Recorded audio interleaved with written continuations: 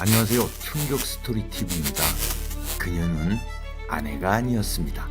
새벽의 어둠 속 익숙한 향기와 낯선 손길이 스쳤던 그날 밤, 단 한 번의 착각이 평생 지워지지 않을 죄가 되었습니다. 사랑이라 믿었지만 그건 친구의 아내였습니다. 비 내리던 그날 밤, 우린 돌아갈 수 없는 선을 넘었죠. 그땐 친구 아내인 줄 몰랐다. 지금 시작합니다. 저는 그날 밤 제 인생이 송두리째 흔들릴 줄 몰랐습니다. 그저 오랜만에 친구 부부와 함께 떠나는 평범한 여행이라고 생각했죠. 회사 일에 지쳐있던 제 아내도 기분 전환도 될 겸 좋잖아라며 흔쾌히 동의했습니다. 친구는 대학 시절부터 알고 지낸 동기이자 오랜 세월 한 동네에 살고 있는 성호였습니다. 성호는 늘 여유로웠고 말도 잘 통하는 친구였죠. 그의 아내 윤지는 단정하고 조용한 사람이었습니다.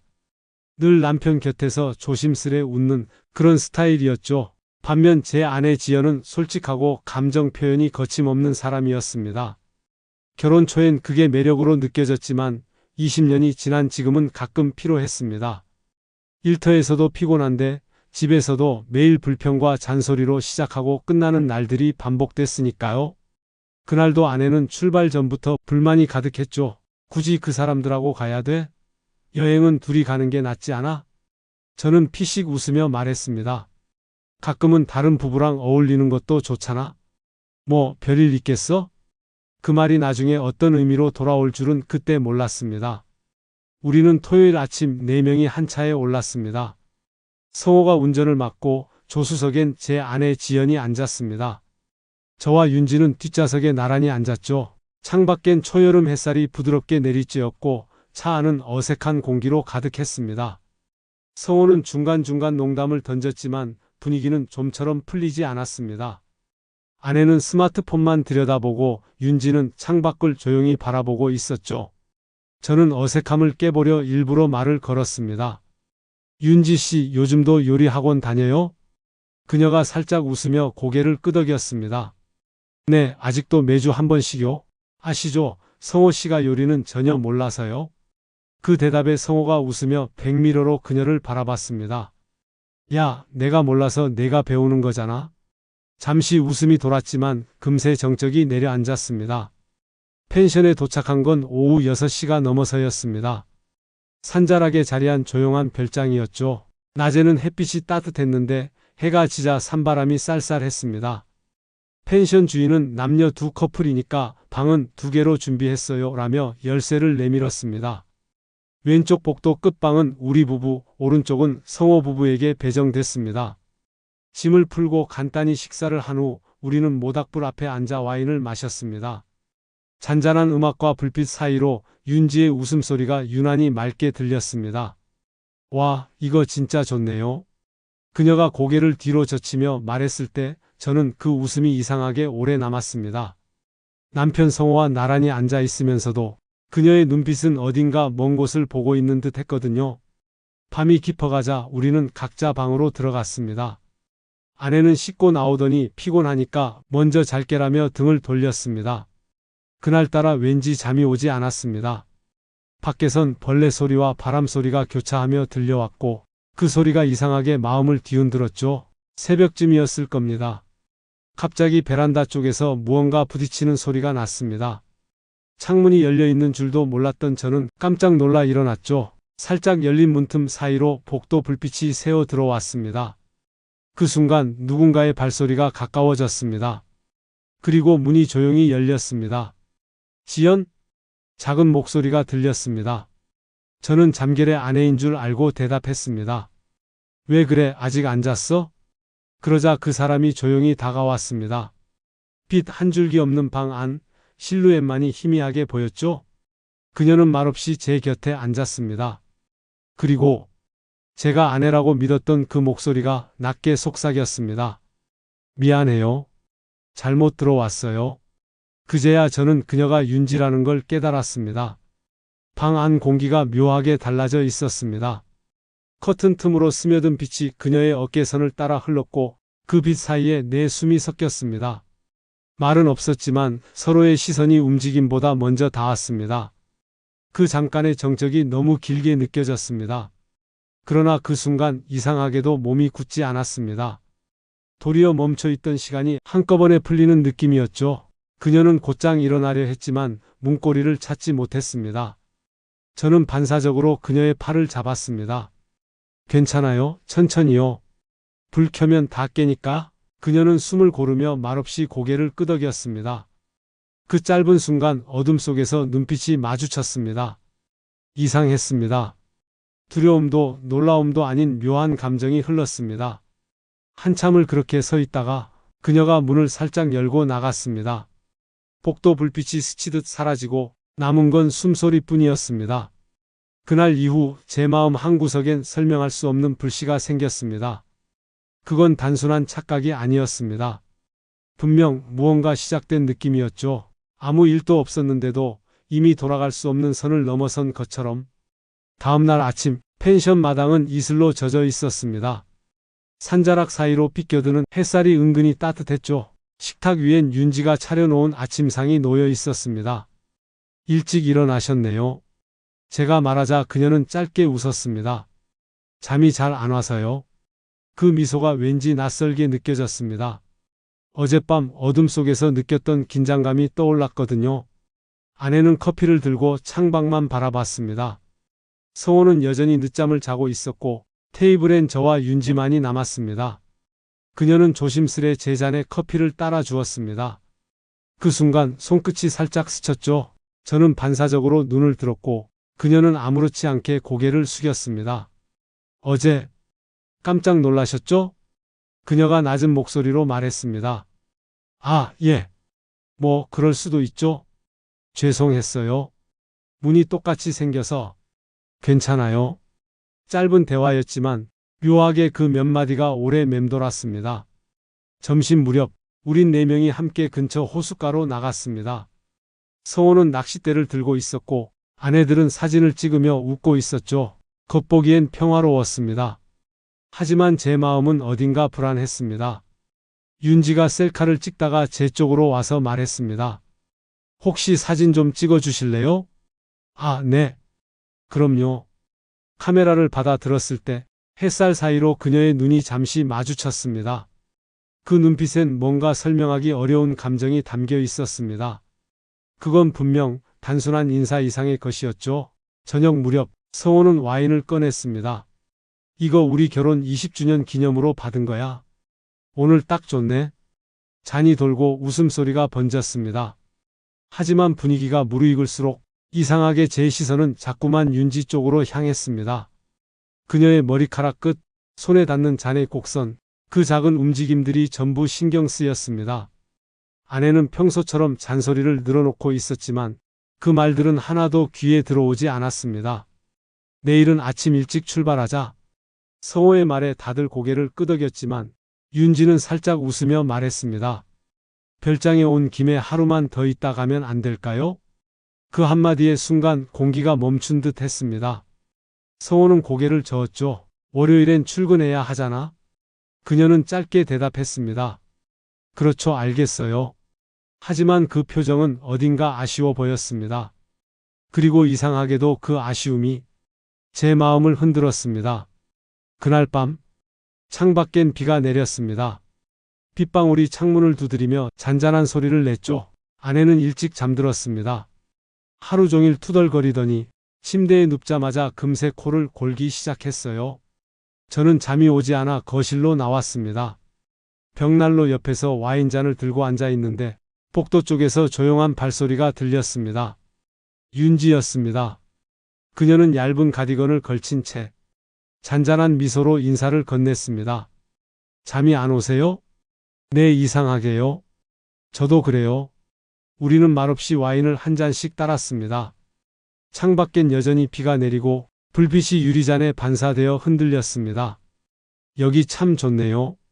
그녀가 잔을 내려놓으며 말했습니다. 그러게요. 조용하고 생각이 많아지네요. 생각이 많아진다는 건 마음이 불편하단 뜻일까요? 그녀의 말에 저는 잠시 말을 잃었습니다. 글쎄요. 그런가 봐요. 저도 그래요. 여기 오니까 괜히 마음이 복잡해요.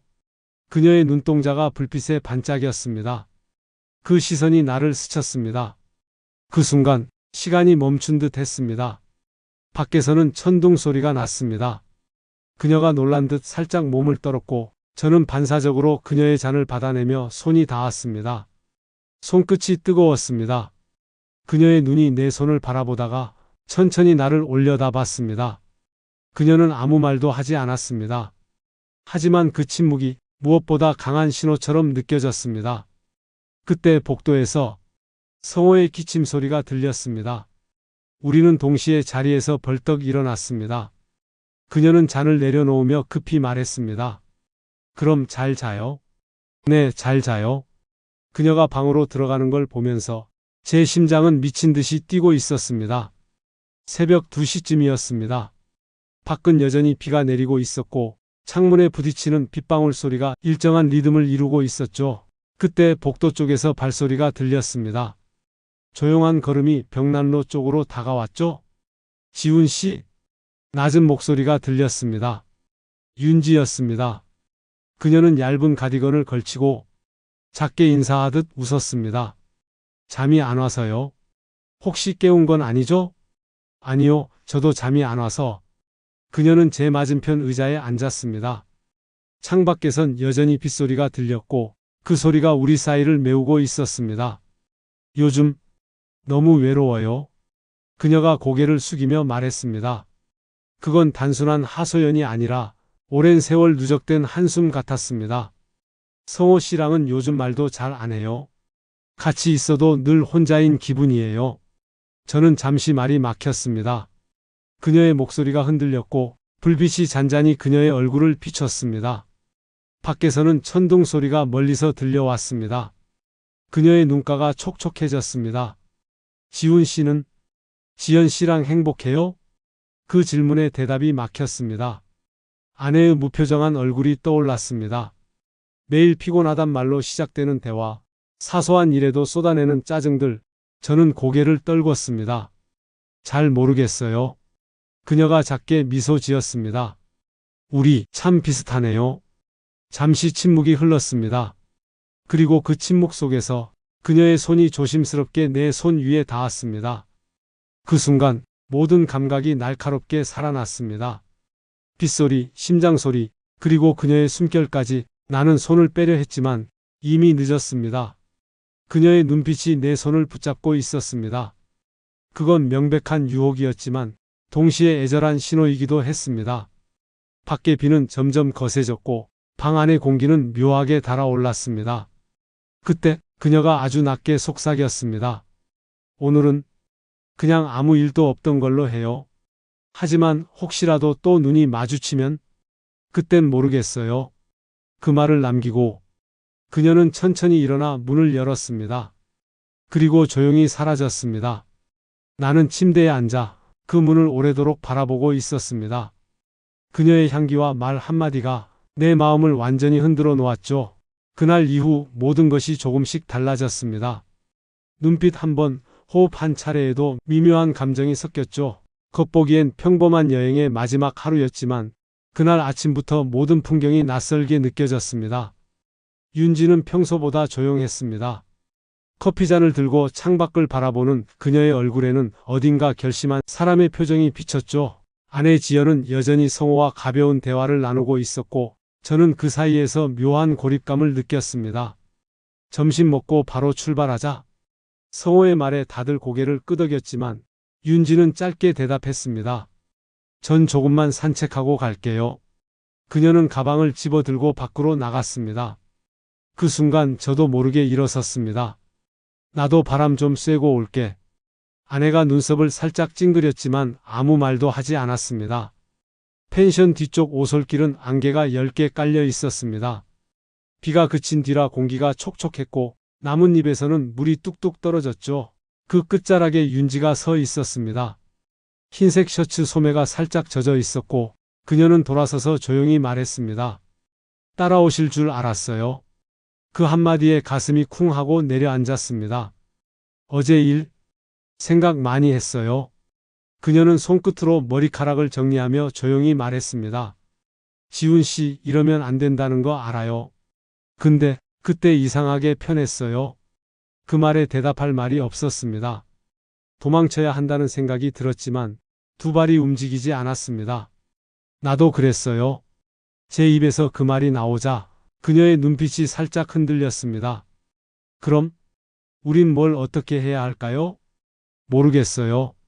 그냥 그때 바람이 불었습니다.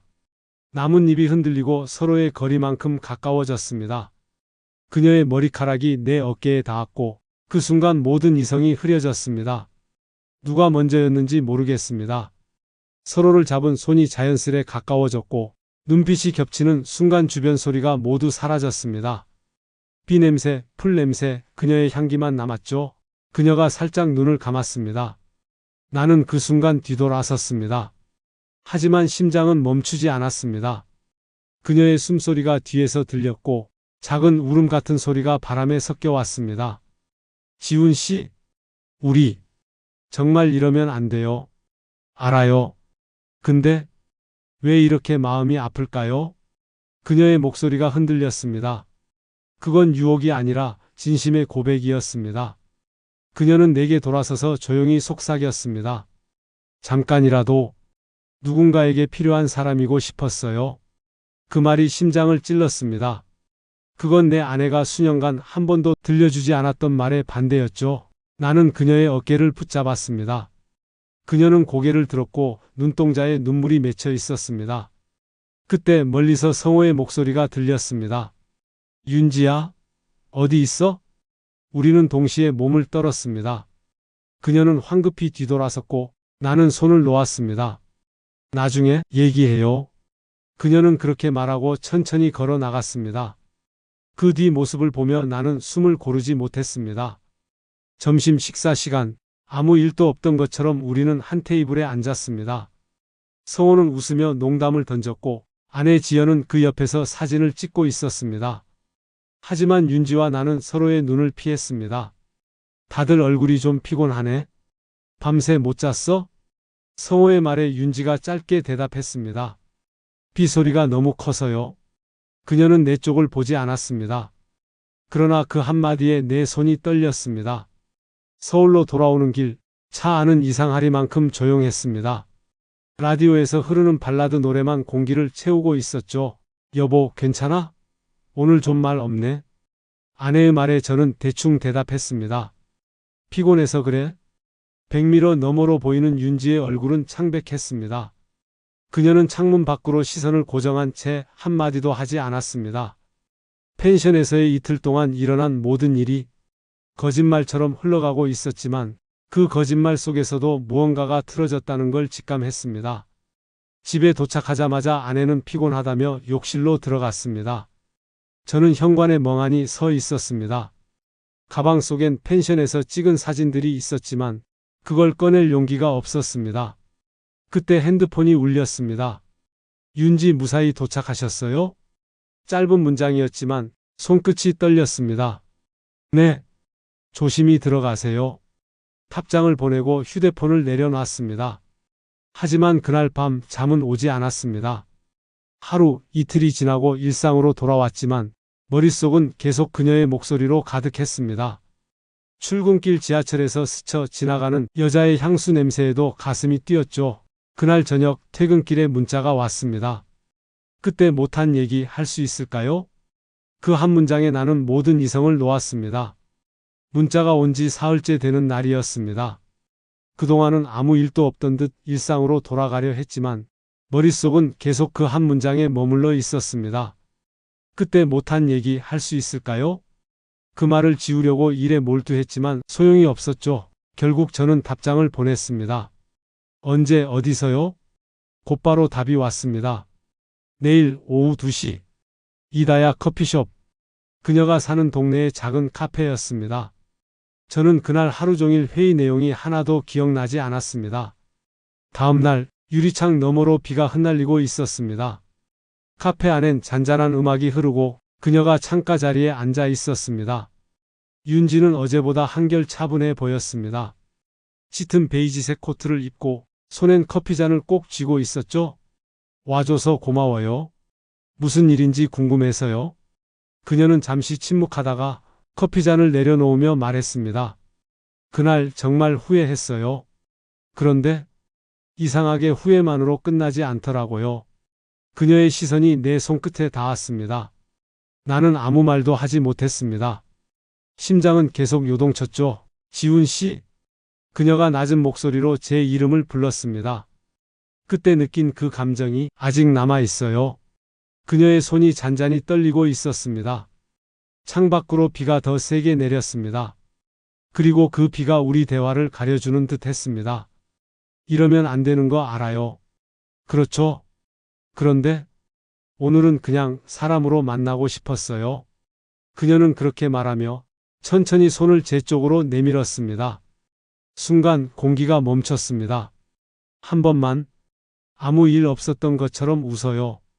그 말이 이상하게 가슴을 파고들었습니다. 나는 그 손을 잡지 않으려 했지만 결국 잡고 말았습니다. 그 짧은 손끝의 온기, 그건 분명 잘못된 온기였지만 너무도 따뜻했습니다. 그날 이후 우리는 며칠 간격으로 마주쳤습니다. 처음엔 짧은 대화, 그 다음엔 길어진 대화, 그리고 어느새 함께 걷는 시간이 생겼습니다. 사람이 사람에게 빠지는 순간은 항상 이렇게 조용히 찾아오나 봅니다. 윤지는 말수가 적었지만 가끔은 눈빛 하나로 마음을 전했습니다. 그 눈빛이 나를 흔들었습니다. 지훈 씨, 우리 이렇게 계속 봐도 될까요? 저도 모르겠어요. 그럼 오늘까지만 봐요. 그녀는 그렇게 말했지만 그 말이 곧 내일 또 보자는 뜻이라는 걸 둘 다 알고 있었습니다. 그날 오후 우리는 우연을 가장한 약속을 만들었습니다. 비가 오던 그날과 같은 시간, 같은 카페. 그녀는 검은색 우산을 들고 서 있었습니다. 눈이 마주치자 서로 말이 없었습니다. 그저 그대로 걸었습니다. 한참을 걷다 보니 도시 외곽의 한적한 거리였습니다. 그녀가 조용히 입을 열었습니다. 이제 돌아갈까요? 그래야겠죠? 근데 마음은 이미 돌아가고 있지 않은 것 같아요. 그녀의 말에 대답하지 못했습니다. 우리는 길가 벤치에 나란히 앉았습니다. 비 냄새와 꽃향기가 뒤섞여 공기를 흔들었죠. 그녀가 말했습니다. 지훈 씨, 사람 마음이 이렇게 복잡한 거였나요? 그렇네요. 우린 서로 닮았나 봐요. 그녀는 조용히 고개를 떨구더니 살짝 웃었습니다. 닮았으니까 더 위험하죠. 그날 저녁 집으로 돌아오는 길에 전화가 왔습니다. 아내였습니다. 지금 어디야? 회사 근처. 곧 갈게. 오늘 엄마 댁 가기로 했잖아. 기억 안 나? 그제야 정신이 번쩍 들었습니다. 나는 대답했습니다. 아, 그렇지. 지금 가고 있어? 전화를 끊고 거울을 봤습니다. 그 순간 내 얼굴이 낯설었습니다. 오랜 세월 단조롭던 삶에 불이 켜진 듯하지만 그 불빛이 언제 꺼질지 두려웠습니다. 그날 밤 잠들기 전 그녀에게서 문자가 왔습니다. 오늘 고마웠어요. 비 소리 좋았죠? 저는 답장을 보내지 않았습니다. 하지만 화면을 끄지 못했습니다. 그녀의 문장이 비처럼 남아 있었거든요.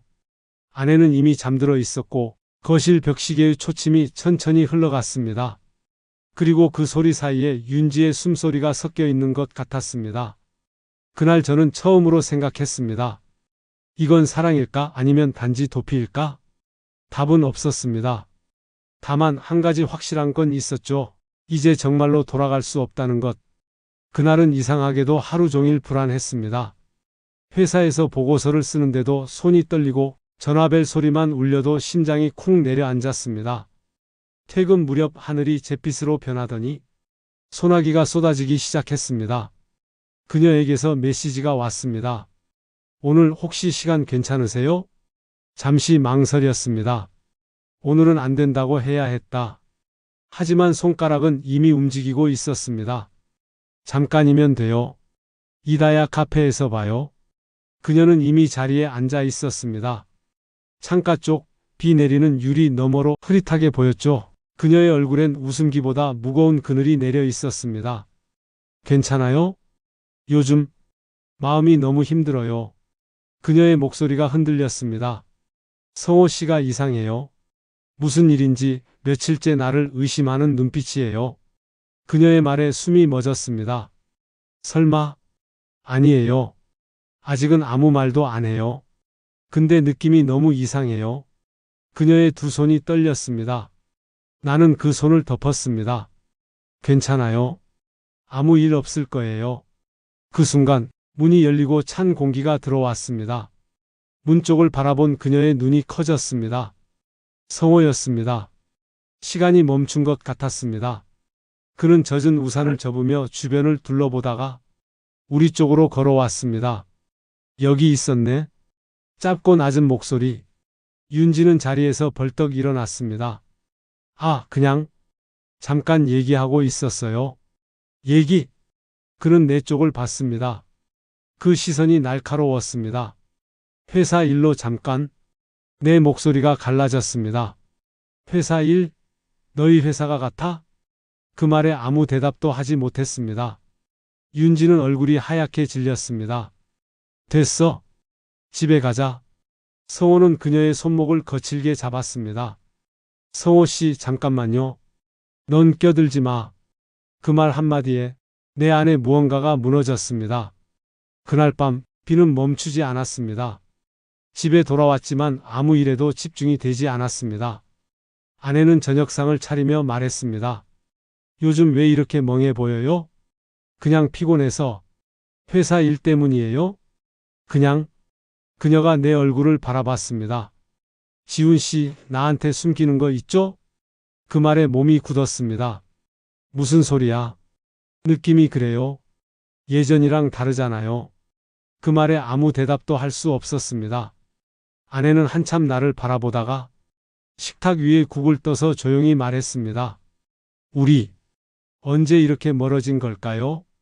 그 말이 유난히 아프게 들렸습니다. 다음 날 회사 근처 공원 벤치에서 윤지에게서 전화가 왔습니다. 어제 일 정말 미안해요. 괜찮아요. 그 사람 뭐라고 했어요? 아무 말도 안 했어요. 근데 눈빛이 달라졌어요. 이제 끝내야 할 것 같아요. 그녀의 목소리가 울고 있었습니다. 그래요? 그래야겠죠? 잠시 정적이 흘렀습니다. 지훈 씨? 네. 한 번만 마지막으로 보고 싶어요. 그날 오후 도시 외곽의 작은 모텔 앞이었습니다. 비가 내리고 간판 불빛이 깜빡이고 있었죠. 그녀는 우산을 들고 서 있었습니다. 오늘은 인사하러 온 거예요. 인사요? 이제 진짜 끝내야 하니까요. 그녀는 작게 웃었습니다. 그동안 행복했어요. 행복이라는 게 뭔지 조금은 알 것 같아요. 그녀의 눈에 눈물이 맺혔습니다. 이러면 안 되는 거 알아요. 그래서 더 미안했어요. 그녀가 한 발 다가왔습니다. 지훈 씨, 고마웠어요. 그 순간 내 머릿속이 새하얘졌습니다. 나는 그녀의 손을 잡았습니다. 그 손이 너무 차가웠습니다. 윤지 씨, 그녀가 고개를 저었습니다. 이제 정말 그만해요. 그리고 그날 저녁 성호에게서 전화가 왔습니다. 화면에 그의 이름이 떴을 때 심장이 멎는 줄 알았습니다. 지훈아? 짧고 낮은 목소리. 할 말 있어. 내일 시간 좀 줘. 통화가 끝난 후 나는 창가에 앉아 한참을 멍하니 있었습니다. 비가 내리고 도시의 불빛이 번졌습니다. 이제 모든 게 들킨 걸까? 그 밤 잠은 오지 않았습니다. 윤지의 눈물, 성호의 시선, 그리고 내 아내의 말. 모든 게 머릿속에서 엉켜 있었습니다. 성호를 만난 건 그 다음 날 저녁이었습니다. 비는 그쳤지만 공기는 여전히 눅눅했습니다. 우리는 아무 약속도 하지 않은 듯 근처 공원 벤치에 마주 앉았습니다. 그는 한동안 아무 말도 하지 않았습니다. 담배를 꺼내 물더니 길게 연기를 내뿜고 나서야 입을 열었습니다. 지훈아, 응. 솔직히 말해. 너 윤지랑 무슨 일이 있었냐? 그 말이 떨어지는 순간 심장이 멎은 듯 했습니다. 도망칠 수도 부정할 수도 없었습니다. 나는 고개를 숙인 채 아무 말도 하지 않았습니다. 그 침묵이 곧 대답이었습니다. 성호는 한참 동안 나를 바라보다가 조용히 고개를 저었습니다. 그럴 줄 알았다. 그의 목소리가 떨렸습니다. 너는 그런 사람 아닌 줄 알았는데 미안하다. 그 말밖에 할 수 없었습니다. 정말 미안하다. 그는 피식 웃었습니다. 미안하다는 말, 그게 제일 잔인한 말인 거 알아?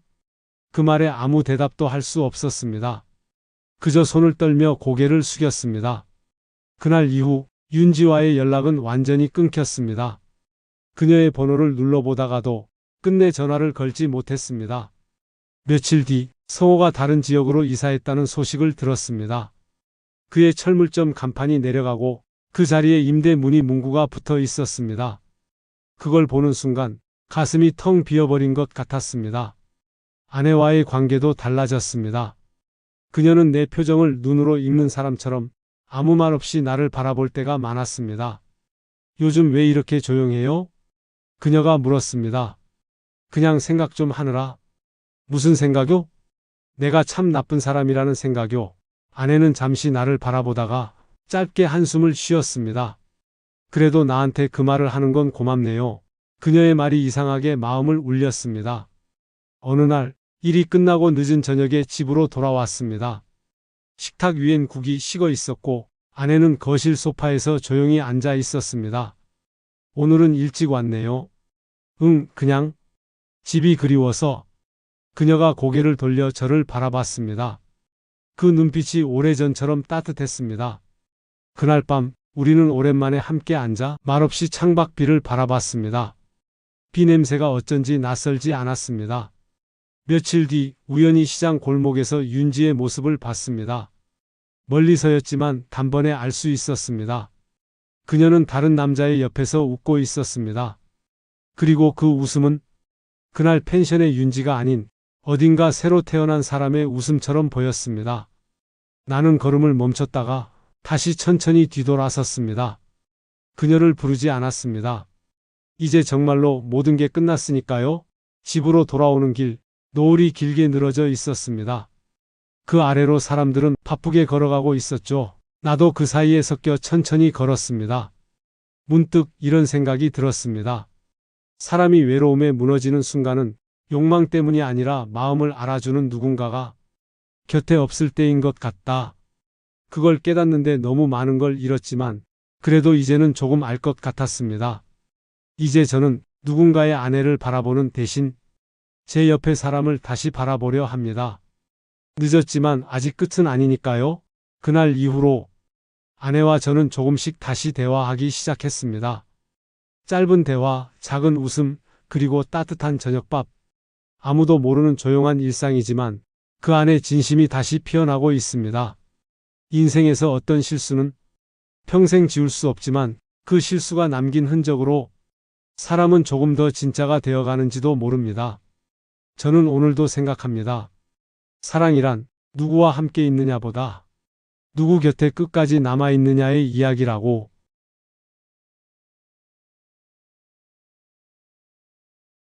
삶은 때로 우리를 흔들지만 그 흔들림 속에서도 지켜야 할 마음은 분명히 존재합니다. 오늘의 이야기가 당신의 마음에도 작은 울림이 되었길 바랍니다. 여러분은 어떻게 생각하시나요? 댓글로 여러분의 마음을 남겨주세요. 저는 다음 이야기로 다시 찾아뵙겠습니다. 늘 건강하시고 행복하세요.